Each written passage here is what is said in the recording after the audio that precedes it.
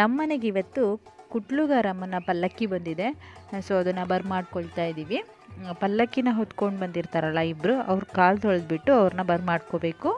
ನಂತರ ರಂಗೋಲಿ ಹಾಕಿಬಿಟ್ಟು ಅದ್ರ ಮೇಲ್ಗಡೆ ಚಾಪೆ ಹಾಸಿಬಿಟ್ಟು ಅದ್ರ ಮೇಲೆ ಸ್ವಲ್ಪ ಅಕ್ಷತೆನ ಹಾಕಿಬಿಟ್ಟು ಅಡಿಕೆ ಮತ್ತು ವಿಳ್ಯದೆಲೆನ ಇಟ್ಟರೆ ಅದ್ರ ಮೇಲೆ ಅವರು ಪಲ್ಲಕ್ಕಿನ ಇಡ್ತಾರೆ. ತೀರ್ಥಹಳ್ಳಿ ತಾಲೂಕಲ್ಲಿರುವಂಥ ಕುಟ್ಲುಗಾರ ಗ್ರಾಮದಲ್ಲಿರುವಂಥ ಗುತ್ಯಮ್ಮ ದೇವರು ಇದು. ಇದನ್ನು ಯಾರಾದರೂ ಹರಕೆ ಹೊತ್ಕೊಂಡು ಅದನ್ನು ಅಲ್ಲಿಗೆ ಹೋಗಿ ಕರ್ಕೊಂಡು ಬರಬೇಕು. ಸೊ ಅಂದರೆ ನಾವು ಈ ಥರ ಹರಕೆ ಹೊತ್ಕೊಂಡಿದ್ದೀವಿ, ಮನೆಗೆ ಕರ್ಕೊಂಡು ಬಂದು ಪೂಜೆ ಮಾಡಿಸ್ಬೇಕು ಅಂತ ಅಂದ್ಕೊಂಡಿದ್ದೀವಿ. ಯಾವಾಗ ಬರ್ತೀಯ ಅಂತ ನಾವು ಹೋಗಿ ದೇವಸ್ಥಾನದಲ್ಲಿ ಕೇಳಿದರೆ ಅವರು ಒಂದು ಡೇಟ್ ಕೊಡ್ತಾರೆ.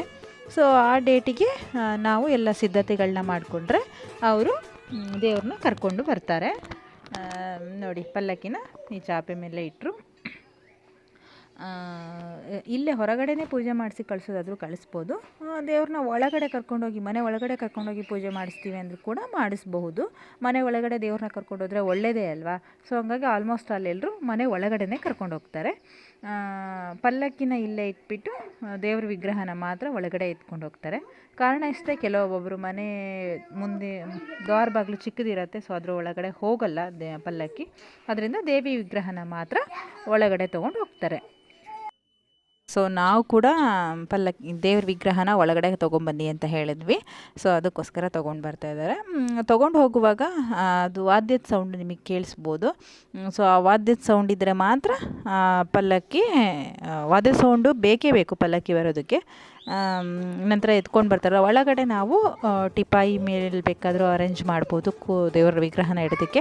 ಇಲ್ಲ ಅಂತಂದರೆ ಮನೇಲಿ ಅಡಿಕೆ ಮೂಟೆ, ಅಕ್ಕಿ ಮೂಟೆ, ಈ ಥರ ಧಾನ್ಯಗಳ ಮೂಟೆ ಇರುತ್ತಲ್ಲ, ಸೊ ಅದನ್ನು ಕೂಡ ನಾವು ಇಟ್ಟರೆ ಅದ್ರ ಮೇಲೆ ಕೂಡ ದೇವ್ರ ವಿಗ್ರಹನ ಇಟ್ಟು ಪೂಜೆ ಮಾಡಿಸಿ ಕೊಡ್ತಾರೆ. ಸೊ ನಾವು ಟಿಪಾಯಿ ಮೇಲೆ ಇಟ್ಟಿದ್ವಿ. ಈಗ ದೇವ್ರ ಪಲ್ಲಕ್ಕಿ ಊರಿಗೆ ಬಂದಿದೆ ಅಂತ ಹೇಳಿದ್ರೆ ಸೊ ಊರವ್ರು ಎಲ್ಲರೂ ಆ ಪಲ್ಲಕ್ಕಿ ಜೊತೆಗೆ ಇರ್ತಾರೆ, ವಾದ್ಯದ ಸೌಂಡ್ ಜೊತೆಗೆ ಪಲ್ಲಕ್ಕಿ ಜೊತೆಗೆ ಇರ್ತಾರೆ.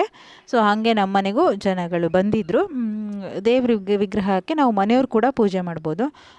ಮನೆಯವ್ರು ಅಕ್ಷತೆ ಹಾಕಿಬಿಟ್ಟು ಅರ್ಶಿನ ಕುಂಕುಮನ ಹಾಕಿಬಿಟ್ಟು ಮಡ್ಲು ತುಂಬೋದು ಅಂತ ಹೇಳ್ತಾರೆ. ದೇವ್ರಿಗೆ ನಾವು ಆ ಥರ ಮಾಡ್ಬೋದು. 5 ಮುತ್ತೈದೆಯರ ಕೈಯಲ್ಲಿ ಹಾಕಿಸ್ತಾರೆ. ನಂತರ ನಾವು ನಮ್ಮ ಕೈಯಲ್ಲಿ ಆದ ರೀತಿಯಲ್ಲಿ ನಾವು ದೇವರಿಗೆ ಪೂಜೆನ ಮಾಡ್ಬೋದು. ನಾವು ಅಂದರೆ ಹೊಸ ಸೀರೆ ಏನಾದರೂ ತಂದಿದ್ರೆ ಅದನ್ನ ಇಟ್ಟು ಕೂಡ ನಾವು ಮಡ್ಲು ತುಂಬೋದು. ಇಲ್ಲ ನಾವು ಹಾಗೆ ಪೂಜೆ ಮಾಡಿ ಕಳಿಸ್ತೀವಿ ಅಂತಂದರೆ ಹಾಗೆ ಕೂಡ ಪೂಜೆ ಮಾಡಿ ಕಳಿಸ್ಬಹುದು. ಏನಪ್ಪ ಅಂತಂದರೆ ಈ ದೇವರು ಬಂದು ಒಂದಿನ ಮನೆಯಲ್ಲಿ ಸ್ಟೇ ಆಗುತ್ತೆ, ಉಳಿಯುತ್ತೆ ಅನ್ನೋ ಹಾಗಿದ್ದರೆ, ಒಂದಿನ ಪೂರ್ತಿ ನಮ್ಮ ಮನೆಯಲ್ಲೇ ಕಳೆಯುತ್ತೆ ಅನ್ನೋ ಹಾಗಿದ್ದರೆ ನಾವು ಊರಿಗೆಲ್ಲ ಪ್ರಸಾದದ ರೂಪದಲ್ಲಿ ಊಟ ಹಾಕಿಸ್ಬೇಕು. Veg ಊಟನಾದರೂ ಹಾಕ್ಸ್ಬೋದು, non veg ಊಟನಾದರೂ ಹಾಕ್ಸ್ಬೋದು. ಅಂದರೆ ಸ್ವೀಟ್ ಊಟ ಕೂಡ ಹಾಕ್ಸ್ಬೋದು, ಇಲ್ಲ ಅಂತಂದರೆ ಮಾಂಸಾಹಾರಿ ಊಟ ಕೂಡ ಹಾಕ್ಸ್ಬೋದು. ಸೊ ಅದನ್ನು ಪ್ರಸಾದ ರೂಪದಲ್ಲಿ ನಾವು ಊಟ ಹಾಕಿಸ್ಬೇಕಾಗತ್ತೆ. ನೋಡಿ, ಈಗ ನಮ್ಮ ಮನೆಯಲ್ಲಿ ಅಂದರೆ ನಮ್ಮ ಪಕ್ಕದ ಮನೆಯವರು ಹರಕೆ ಹೊತ್ಕೊಂಡು ಕರ್ಕೊಂಡು ಬಂದಿದ್ದರು. ಸೊ ಹಂಗೆ ಅಕ್ಕಪಕ್ಕದ ಮನೆಯವರಿಗೆ ಬೇಕಾದರೆ ನಾವು ಕರೆದ್ರೆ ಬಂದು ಒಂದು ಚಿಕ್ಕ ಪೂಜೆನ ಮಾಡಿಸ್ಕೊಂಡು ಹೋಗುತ್ತೆ. ಸೊ ಹಾಗೆ ನಾವು ಕರೆದಿದ್ವಿ. ಮಂಗಳಾರತಿ ಎಲ್ಲ ಮಾಡ್ತಿದ್ದಾರೆ ನೋಡಿ, ತುಂಬ ಚೆನ್ನಾಗಿ ಪೂಜೆ ಮಾಡಿದ್ರು ಕೂಡ ಅವತ್ತು. ಆಮೇಲೆ ತುಂಬ ಶಕ್ತಿ ಇರೋ ದೇವರು. ಹೆಂಗಪ್ಪ ಅಂತ ಹೇಳಿದರೆ, ನಾವೇನಾದರೂ ಒಂದು ಹರಕೆ ಹೊತ್ಕೊಂಡು ಆ ಹರಕೆ ಈಡೇರಿದ್ರೆ ಮಾತ್ರ ನಾವು ಆ ದೇವ್ರನ್ನ ಕರ್ಕೊಂಡು ಬರೋದು. ಸೊ ಈ ಊರಲ್ಲಿ ನಾನು ಬಂದ ಮೇಲೇ ತುಂಬ ಜನ ಕರ್ಕೊಂಡು ಬಂದರು. ಅಂದರೆ ಅವರ ಅಂದ್ಕೊಂಡಿರೋ ಕೆಲಸ ಆಗಿದೆ ಅಂತ ಅರ್ಥ ತಾನೆ.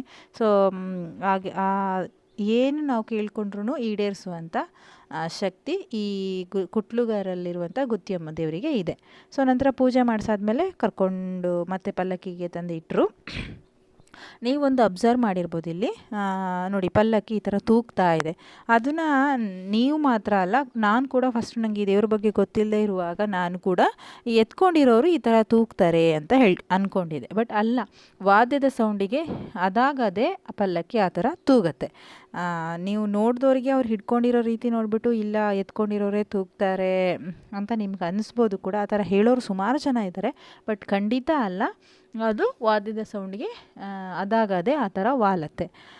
ನಂತರ ಹೊರಡೋ ಸಮಯದಲ್ಲಿ ನಾವೇನಾದರೂ ದೇವ್ರನ್ನ ಕೇಳಬೇಕು ಅನ್ನೋ ಹಾಗಿದ್ರೆ, ಸೊ ಅದು ದೇವಸ್ಥಾನದ ಹಿರಿಯ ಅಧಿಕಾರಿಗಳು ಕೂಡ ಅವ್ರ ಜೊತೆಗಿರ್ತಾರೆ. ಸೊ ಅವ್ರ ಹತ್ರ ನಾವು ಹೇಳಿದ್ರೆ ಕೇಳ್ತಾರೆ. ಕೇಳಿದ್ದನ್ನು ಯಾವ ರೀತಿ ಆಗತ್ತೆ ಆಗಲ್ಲ ಅನ್ನೋದನ್ನು ಹೇಳುತ್ತೆ ಅನ್ನೋದು ನೋಡಿ. ಇಲ್ಲಿ ಬಲಗಡೆ ಹಿಂಗೆ ಬಲಗಡೆ ಫುಲ್ ಬೆಂಡ್ ಆಯಿತು ಅಂತಂದರೆ ಪಲ್ಲಕ್ಕಿ, ನಾವು ಅಂದ್ಕೊಂಡಿರೋ ಕೆಲಸ ಆಗತ್ತೆ ಅಂಥೇಳಿ. ಎಡಗಡೆ ಆಯಿತು ಅಂತಂದರೆ ಆಗಲ್ಲ ಅಂತ ಹೇಳಿಬಿಟ್ಟು ನಾವೇನೋ ಕೇಳಿದ್ವಿ. ನೀವು ಅಬ್ಸರ್ವ್ ಮಾಡಿ, ಈಗ ಬಲಗಡೆಗೆ ಅಥವಾ ಎಡಗಡೆಗೆ ಹಿಂಗೆ ವಾಲತ್ತೆ ನೋಡಿ. ಈ ಥರ ಅಂದರೆ ನಾವು ಅದೇ ಬಲಗಡೆ ವಾದ್ರೆ ನಾವು ಅಂದ್ಕೊಂಡಿರೋ ಕೆಲಸ ಆಗತ್ತೆ ಅಂತ, ಎಡಗಡೆಗೆ ವಾಲಿದ್ರೆ ನಾವು ಅಂದ್ಕೊಂಡಿರೋ ಕೆಲಸ ಆಗಲ್ಲ ಅಂತ ಹೇಳಿಬಿಟ್ಟು. ನಂತರ ನಾವು ಸಿಪ್ಪೆಕಾಯಿ ಕೊಟ್ವಿ ನೋಡಿ, ಇಲ್ಲಿ ಕಾಣಿಸ್ತಾ ಇದೆ ನಿಮಗೆ ತುದಿನಲ್ಲಿ. ಅದು ವೀಡಿಯೋ ಸರಿಯಾಗಿ ಮಾಡೋಕ್ಕಾಗಲಿಲ್ಲ, ಜನ ತುಂಬ ಇದ್ದರು. ಸೊ ಈ ಸಿಪ್ಪೆಕಾಯಿ ಯಾಕೆ ಅಪ್ಪ ಅಂತಂದರೆ, ನಾವು ಕಾಯಿನ ಈಗ ಧರ್ಮಸ್ಥಳ ಸುಬ್ರಹ್ಮಣ್ಯದಲ್ಲಿ ವೈಟ್ ಪಂಚೆಯನ್ನು ಸುತ್ತಬಿಟ್ಟಿರೋ ಕಾಯಿನ ತೊಗೊಬಂದು ಮನೆ ಮುಂದೆ ಅಥವಾ ಕೊಟ್ಟಿಗೆ ಮುಂದೆ ಕಟ್ತೀವಿ. ಯಾಕಪ್ಪ ಅಂತಂದರೆ ಯಾವ ಕೆಟ್ಟ ಶಕ್ತಿಗಳು ಕೂಡ ಮನೆ ಒಳಗಡೆ ಕೊಟ್ಟಿಗೆ ಒಳಗಡೆ ಹೋಗದೇ ಇರಲಿ ಅಂತ ಹೇಳಿಬಿಟ್ಟು.